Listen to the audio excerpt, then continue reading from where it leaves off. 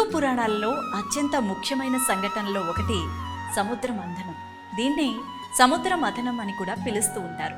అయితే ఈ పురాణ సంఘటన శివుడితో దగ్గర సంబంధం కలిగి ఉంది.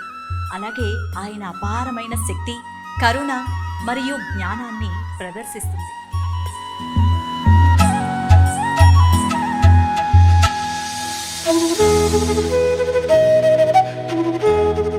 హలాహల విషం విశ్వాన్ని నాశనం చేస్తుందని బెదిరించినప్పుడు శివుడు జోక్యం చేసుకొని ప్రపంచాన్ని రక్షించడానికి ఆ విషయాన్ని సేవించాడు.